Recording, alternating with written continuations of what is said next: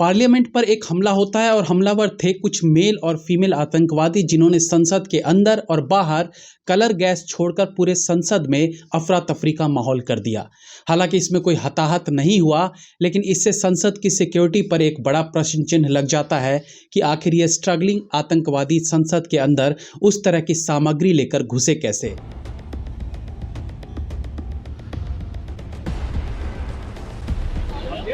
आखिर सुरक्षा में इतनी बड़ी चूक हुई कैसे। बताया जा रहा है कि बीजेपी सांसद प्रताप सिम्हा के पास पर ये लोग अंदर घुसे थे। अब यहाँ पर दो चीज़ें सामने आती है। पहला कि इसके लिए प्रताप सिम्हा दोषी हैं और उन पर कार्यवाही की जानी चाहिए। हालांकि किसी के पास का इस्तेमाल कर संसद में एंट्री लेना उतना मुश्किल काम नहीं है। नॉर्मली अगर आप संसद के अंदर किसी को जानते हो तो इसे प्राप्त किया जा सकता है, लेकिन फिर भी पास मिलने के बाद कलर गैस अंदर ले जाना सुरक्षा में बड़ी चूक जरूर मानी जाएगी, क्योंकि इस कलर गैस की जगह दूसरी चीज भी ले जाई जा सकती थी। दूसरा कि इसका ठीकरा केंद्र सरकार पर फोड़ा जाएगा कि उनकी सरकार में यह घटना घटी। स्ट्रगलिंग आतंकवादियों ने जय भीम, रोजगार चाहिए और संविधान बचाओ जैसे नारे लगाए।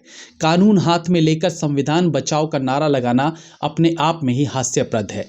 इनमें सबसे पहले नाम आता है एक 42 साल की आंटी का, जो कि हाईली क्वालिफाइड है और बेरोजगारी पर नारे लगा रही थी। ऑब्वियसली ये बेरोजगार होगी, लेकिन अगर पीएचडी करने के बाद 40 साल की उम्र में भी आपको नौकरी नहीं मिल पाती है तो इसका मतलब है या तो आपके अंदर 0% टैलेंट है या फिर आपका मकसद नौकरी करना कभी था ही नहीं। अब वैसे भी जो किसान आंदोलन में बढ़ चढ़कर हिस्सा ले, भाषण दे, उसके अंदर कन्हैया कुमार रूपी टट्टी भरी हो, जो घोर वामपंथ में लिप्त हो, उससे आप आशा भी क्या कर सकते हैं।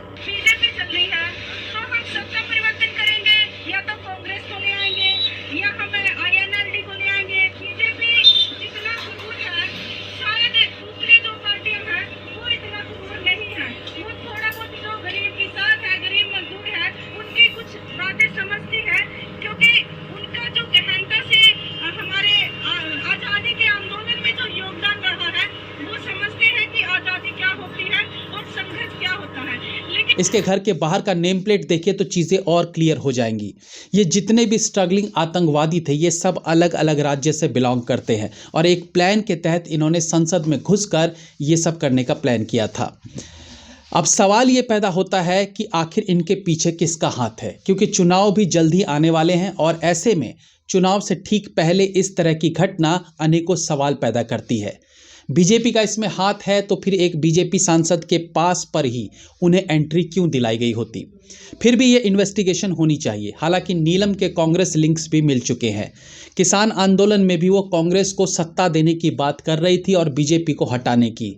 इस आतंकवादी हमले में नीलम सिंह 42 वर्ष की हरियाणा से हैं, अनमोल शिंदे 25 वर्ष महाराष्ट्र से हैं। संसद के अंदर गैस कलर छोड़ने वाले का नाम सागर शर्मा बताया जा रहा है। उसके साथी का नाम मनोरंजन डी, जो कि कर्नाटका के मैसूर का रहने वाला है, जो कि एक इंजीनियर भी है। ये सब खुद को भगत सिंह साबित करने की कोशिश कर रहे थे, लेकिन इन दो कौड़ी के स्ट्रगलिंग आतंकवादियों को यह समझना चाहिए कि भगत सिंह ने जो किया वो अपने देश को अंग्रेजों से बचाने के लिए किया।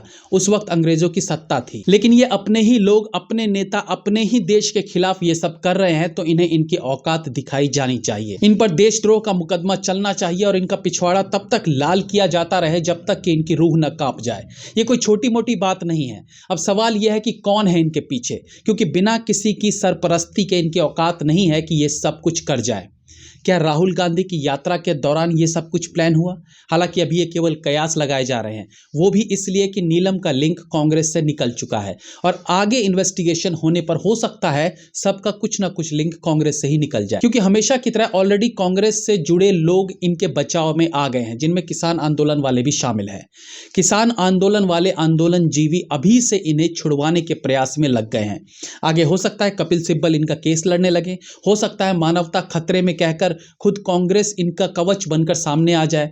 कुछ भी हो सकता है, लेकिन इन पर इतनी कड़ी कार्यवाही तो जरूर हो कि आगे सबके लिए ये एक सबक बन जाए। अब इन सबके बीच हमारे देश की मीडिया का भी एक दूसरा रंग देखने को मिला, जब उस कलर गैस वाले डब्बे को सबसे पहले अपने चैनल पर दिखाने को लेकर सभी न्यूज़ चैनल के रिपोर्टर्स आपस में ही भिड़ गए। ऑन कैमरा मीडिया की ये बेशर्मी सबके सामने उजागर हो गई, जो उस टीन के डब्बे को हाथ में लेकर रिपोर्टिंग करने को लेकर एक दूसरे के ऊपर झपटते दिखाई दिए।